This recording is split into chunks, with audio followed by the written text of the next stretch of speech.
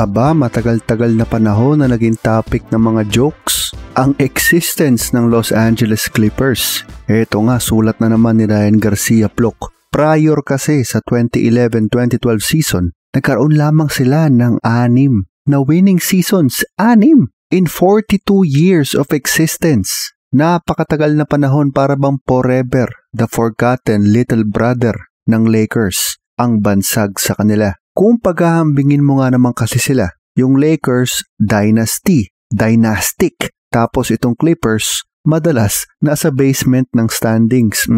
Nabansagan nga silang losingest team in sports history ng Sports Illustrated noong year 2000. Ganyang kalala ang franchise na ito. Kamuntikan pa talagang sumama lalo ang itsura nila kung sakali lang sanang natuloy ang pagti-team up ni Kobe at ni CP3 noong panahon na ititrade dapat si Chris Paul patungo sa Lakers, na mabuti na lang ay hindi natuloy. Noong oras kasi na yun, ang acting owner ng New Orleans Hornets ay ang NBA mismo, ang liga mismo. Isa ito sa mga pinaka-kontrobersyal na mga pangyayari sa NBA na nagsilbing nagpabago sa landscape ng liga. Isa sa mga pinakamalaking what-ifs kung napunta nga naman si CP3 sa Lakers. Kobe and CP3? Sheesh!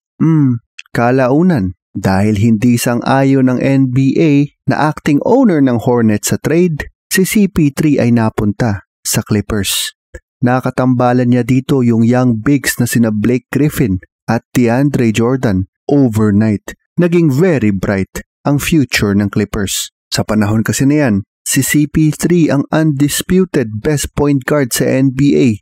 Tapos si Blake naman, na former number 1 overall pick, na athletic freak. Tapos nariyan din si DJ, na isang defensive anchor at mamaw din kung dumakdak. Dahil na rin sa passing at playmaking ni CP at athleticism ni DJ at Blake, pinansagan silang Lob City dahil sa kanilang highlight reels. Kuha ito sa salitang lob o lob pass, yung bang ibabato mo para sa alley-oop. In any given night, meron silang highlights. Madalas sila ang nasa top 1 ng plays. Nagkaroon din ng takot ang ibang players na baka ma-Mosgov o kaya ma-Perkins o ma-Brandon Knight. Kaya kahit hindi lumalabas sa stats nakatulong din sa team ang pagiging intimidating ng Lob City Clippers. Nakakuha nila ang kanilang first winning season since 2006 sa kanilang unang taon na magkakasama. Naging all-star pa sina Blake at Chris Paul, ang unang Clippers teammates na mapangalan ng all-star. Starter pa sila pareho sa all-star game na yon. Perennial playoff contender sa West, pero hanggang conference semis lang ang inaabot parati.